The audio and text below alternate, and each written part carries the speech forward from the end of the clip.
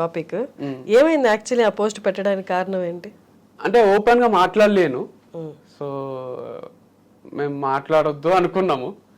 Exact గా చెప్పలేను అంటే ఇట్లా ఇది రీజన్ అని, బట్ డిఫరెన్సెస్ అయితే వచ్చినాయి బోత్ పర్సనల్లీ అండ్ ప్రొఫెషనల్లీ. కొన్ని డిఫరెన్సెస్ వచ్చి we thought of getting separated. Never thought it before, ముందు ఎప్పుడు అనిపించలేదు.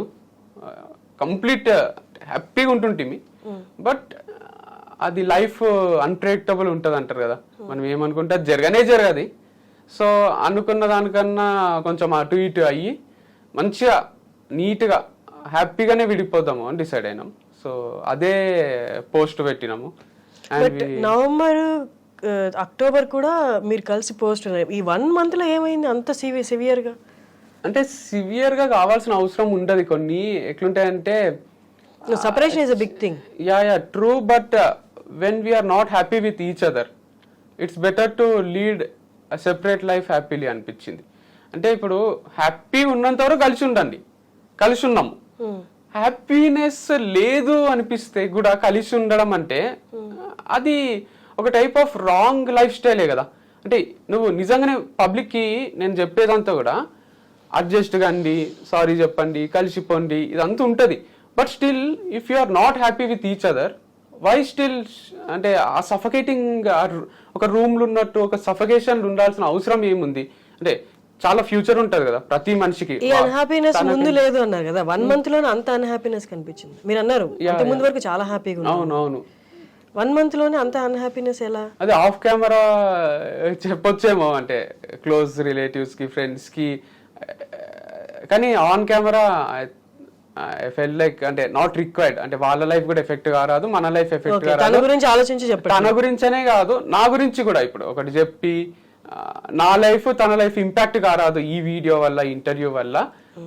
It's okay, we're still having good time without each other. అంటే ఇద్దరం సెపరేట్ గా కూడా మంచినే ఉంది మాకు ఇప్పుడు కూడా. So is it possible? అంటే ఒకరికొకరు అనుకొని ఇన్ని నెలలు, 2 సంవత్సరాలు, 1.5 year పైనే. సో నీకులే నాకు నువ్వు ఇంకెవరు వద్దనుకొని అన్నప్పుడు మరి గుర్తురావా జ్ఞాపకాలు? అంటే 100% ఉంటాయి, ఆ మెమరీస్ మనతోనే ఉంటాయి. అది టఫే. అంటే ఒక పర్సన్ మరీ ఎక్కువ అలవాటు మేము ఒకరికొకరం. ఎందుకంటే మేము ఇద్దరమే ఉన్నాము. మాకు హోటల్స్కి పోవడము, రెస్టారెంట్స్కి పోవడము, సినిమాలు, షాపింగ్లు ఇవి కూడా పెద్ద ఇంట్రెస్ట్ ఉండకుండే. సో ఒకరితోనే ఒకరం ఉండడం వల్ల ఇంకా ఎక్కువ అటాచ్మెంట్, ఇంకెక్కువ టైం స్పెండ్ చేయడము, ఎవరు వద్దనిపించడము. మా డిస్కషన్స్ కూడా అసలు మనకు కొట్లాటలు ఎందుకు కావు అన్నట్టే ఉంటుండే. అంటే దిష్టి తగిలిందో ఏమైందో కానీ మాకు ఎక్కువ కొట్లాటలు కూడా ఏం కాకుండే. సో అదిగా రాసి పెట్టుందేమో ఇంత డ్యూరేషన్ మేము కలిసి ఉండాలని. సో సాల్వ్ చేసుకోలేని ప్రాబ్లమా? అంటే కొన్ని ఉంటాయి కదా, ఇక అడ్జస్ట్ అవుదాం అన్నది ఎక్కడ స్కోప్ లేదు. అంటే ట్రై చేసినాము, బట్ స్టిల్ వర్కౌట్ కాలేదు. సో మంచిదే. అంటే దీంట్లో కూడా ఒక ఇన్స్పిరేషన్ ఉందేమో అనిపిస్తుంది నాకు. చాలా మంది పెడుతున్నారు కమెంట్స్ కూడా, నువ్వు అందరికి లవ్ గురించి చెప్తావు, ఇది చెప్తావు, బ్రేకప్ అంటావు, మ్యారేజ్ అంటావు, సారీ చెప్పంటావు, కలిసిపోండి అంటావు, అడ్జస్ట్ కమ్మంటావు, నువ్వే సక్కలేవు లైఫ్లో, నువ్వేం కరెక్ట్ గా లీడ్ చేయలేకపోతున్నావు, మాకెందుకు చెప్తున్నావు అన్నట్టు కొందరు పెడుతున్నారు. చాలా మంది ఇగ్నోర్ చేస్తున్నారు, సైలెంటే ఉంటారు, ఇంకా అప్రిషియేట్ చేస్తున్నారు. ఫాలోవర్స్ మీద కూడా ఏం ఎఫెక్ట్ పడలే, వీడియోస్ మీద ఏం ఎఫెక్ట్ పడలే. కొంతమంది కేటగిరీ ఉంటారు, వాళ్ళు ఏంటంటే చెప్పనికనే మాటలు. బట్ ఎవరికైనా వచ్చే క్వశ్చన్ అదే, అందుకే నేను ఏం అనుకోలేదు. కానీ వాళ్ళకి మొత్తం స్టోరీ కూడా తెలియదు కదా. ఇప్పుడు వాళ్ళకి ఎట్లా అంటే మా ఇద్దరితో వాళ్ళు కలిసి ట్రావెల్ చేసిండారు కదా, అదొకటి. అండ్ అది అదర్ థింగ్ ఈస్, నేను ముందు నుంచి కూడా ఏం చెప్తున్నా వీడియోస్లో, దాంట్లో ఒక పిల్ల ఉంటుంది, లవ్ చేయి, నువ్వు చెప్తే వదిలేసేయ్యు, ఇంకో పిల్లని ట్రై చేయి. ఒకటే పిల్ల లేదు కదా ప్రపంచంలో. అట్లనే లవ్లో హ్యాపీగా ఉన్నంత వరకు ట్రావెల్ చేయి, వద్దనుకుంటే వద్దనుకో, రెస్పెక్ట్ చెయ్యి వాళ్ళ డిసిజన్ని కూడా. మంచి విడిపోండి, హ్యాపీగా ఉండండి, ఇంకో పిల్ల ఉంటుంది, ఆ పిల్లని లవ్ చేయొచ్చు, ఆ పిల్లని పెళ్లి చేసుకోవచ్చు. ఇది లవ్ వరకు. బ్రేకప్ అయితే బాధపడక. మ్యారేజ్ కూడా మాది more kind of love story లాగానే ఉండే, రాదర్ దెన్ మ్యారేజ్లో ఎట్లుంటుంది, పిల్లలు, ఇది అది అన్ని ఉంటాయి కదా ఎలిమెంట్స్. ఇంకా మేము పిల్లలు ఇప్పుడే వద్దనుకున్నాము, అవన్నీ అయ్యి కూడా మేము మోర్ ఫ్రెండ్స్ లాగా, రూమ్మేట్స్ లాగా, ఒక లవ్ కైండ్ ఆఫ్ ఎమోషన్సే ఉండే. సో ఇది కూడా ఒక కైండ్ ఆఫ్ లవ్ బ్రేకప్ అనిపిస్తుంది నాకు, more than A marriage.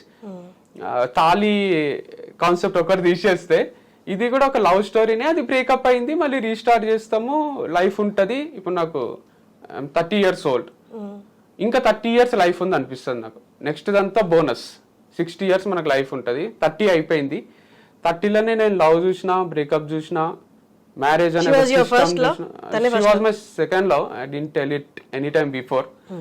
I had a first love before this. అందుకే లవ్ వద్దు, డైరెక్ట్ మ్యారేజ్ అని పట్టుబట్టిన ఇంట్లో.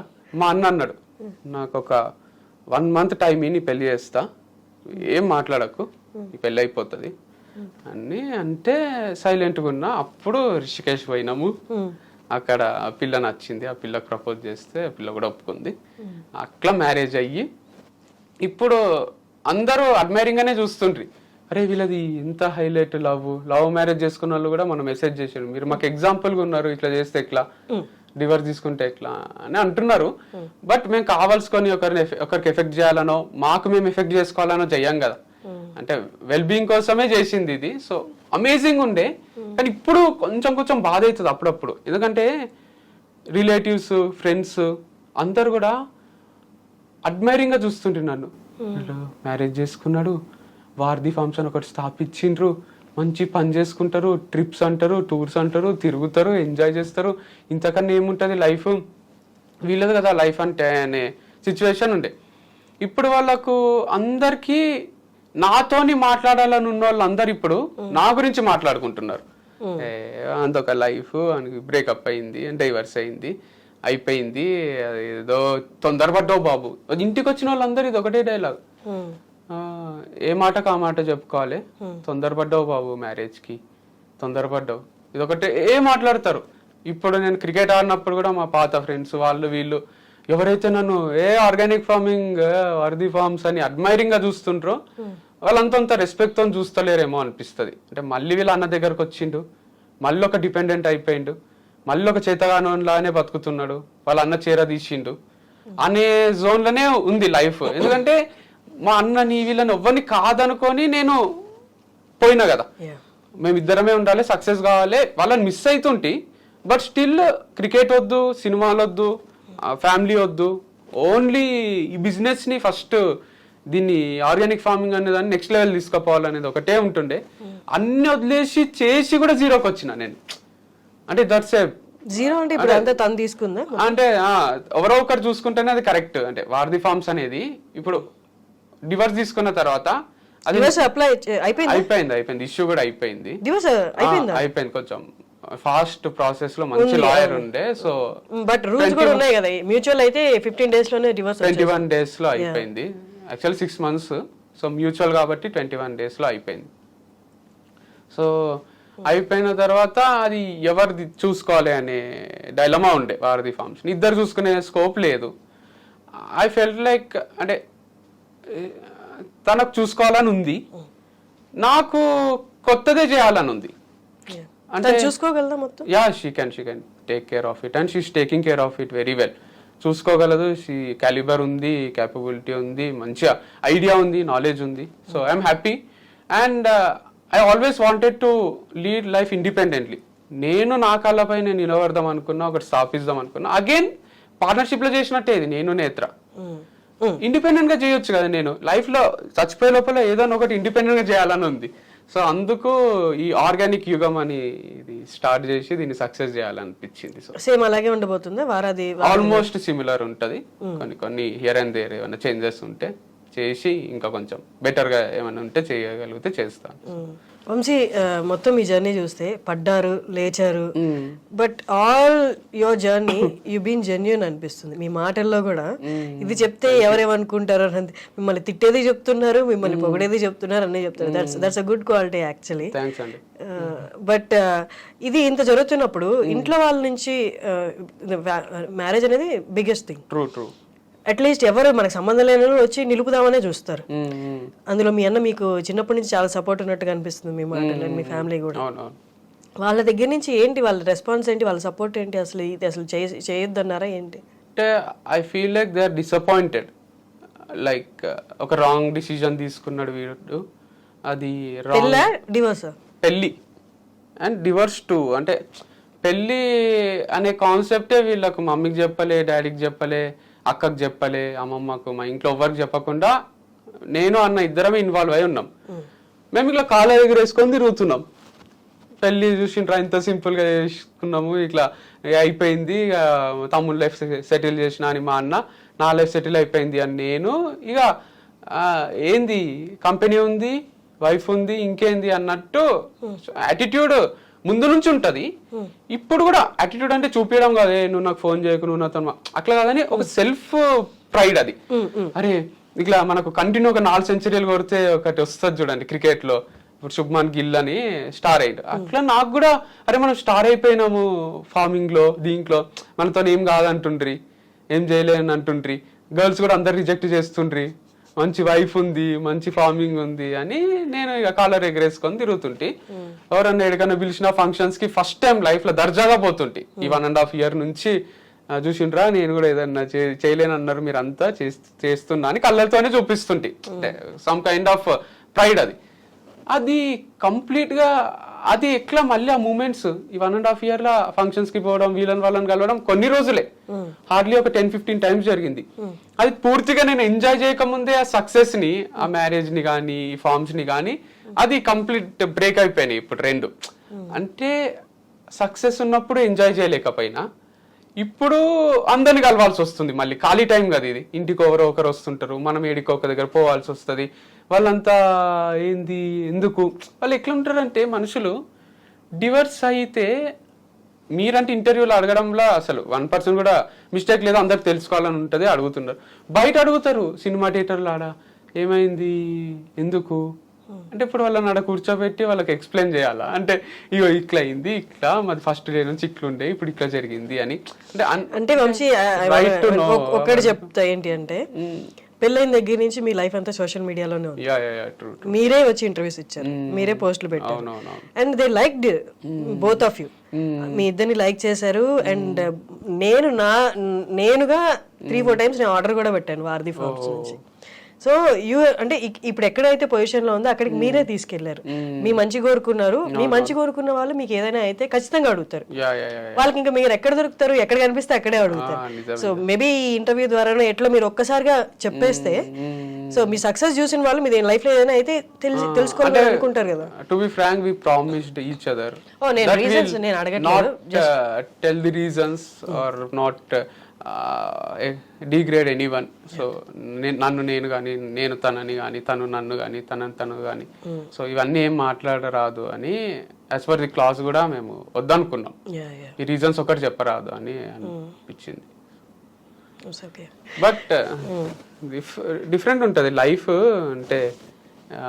బట్ 1 month అనేది నిజంగా అంటే it's not over 1 month, it will start slowly. Before breakup only will know that it will lead to breakup. అంటే మనకు 2-3 months ముందే తెలిసింది మాకు, ఇది 1 month లో ఇప్పుడు అయిపోయింది కాదు. మాకు కొంచెం సఫకేటింగ్ ఉన్న రోజులు కూడా మేము కలిసి ఉన్నాం. నేను అంటే మాకు మంచి అనిపించని రోజులు కూడా లేదు, మేమేం ట్రై చేయకుండా చిన్నపిల్లల్లాగా అయ్యి అయిపోయింది ఇక నీకు నాకు లేదు, నువ్వు మీ ఇంట్లో ఉంటూ నేను మా ఇంట్లో ఉంటాను, లేకపోతే బ్రేకప్ అను. ఇది ఇట్లా జరగలే. చాలా మెచ్యూర్డ్గానే చాలా డిస్కస్ చేసుకొని, చాలా సార్లు మాట్లాడుకొని, మనం కలిసే ఉందాం అనుకొని, తర్వాత కూడా కాకపోతే ఫైనల్ గా జరిగింది డివర్స్. అంతేగాని ఓవర్ నైట్ జరిగిపోలేదు పెళ్లిలాగా. బట్ మెచ్యూరిటీ ఒకటే, లవ్ లో ఇమ్మెచ్యూరిటీయే ఉంటదేమో maximum time. I mean emotional గా ఆలోచిస్తాం కదా. ఇప్పుడు ఎంత లాజికల్ గా ఆలోచించి సఫకేషన్ ఇదంతా పెట్టినా వెన్ యూఆర్ అలోన్ గుర్తొస్తారు కదా. అంటే అంతేం గుర్తురారు, గుర్తు వస్తారు కానీ అలా ఉంది. కానీ టఫే, అంటే అది కొంచెం టఫే. కానీ నాకేందంటే ఏమో మంచిదే అంటారు కదా, ఏది జరిగినా మనం మంచికే అని మామూలు సామెతలాగా ఉంది అది. కానీ నిజంగానే మంచిదేనేమో అనిపిస్తుంది నాకైనా తనకైనా. అంటే she has different ideology, I have different ideology towards life or business or whatever it is, any aspect, we thought we are on same page, similar lines, but later we understood we are not on same page. మా యొక్క different ప్రపంచాలు. ఇప్పుడు ఏంటి మీ current situation ఏంటి, పెళ్లి మీద మీ opinion ఏంటి? ఇప్పుడు ఇంకోటి చేసుకుంటారా? అసలు వద్దనిపించింది కొన్ని రోజులు, ఇప్పుడు కూడా వద్దనే ఉంది. అంటే నాకు ఇప్పుడు ఏమనిపిస్తుంది అంటే ఆడపిల్లలతోని ఫ్రెండ్స్ లాగా ఉంటారు, క్లోజ్ అయితే కొన్ని బెనిఫిట్స్ ఉంటాయి. ఫ్రెండ్స్ విత్ బెనిఫిట్స్ అని ఒక సినిమా ఉంటుంది అంటే నేను చూడలే. చాలా మంది గర్ల్స్ నాతోని ఆ ప్రపోజల్ కూడా పెట్టిండ్రు, ఫ్రెండ్స్ విత్ బెనిఫిట్స్ చూడలేదా, చూడు బాగుంటది అంటే. నేను ఇంతవరకు చూసుడు కాలే, నాకు చూస్తా ఒకసారి అంటే. చూడొద్దులేండి, అవసరం లేదు. దట్స్ డిఫరెంట్ వే, మీకు సెట్ కాదు. అదే నాకు సెట్ కాదు అనిపించింది ఆ టైటిలే. సో నేను అదంతా వద్దు అనుకునే మ్యారేజ్ అనే కాన్సెప్ట్ పట్టుకున్నా.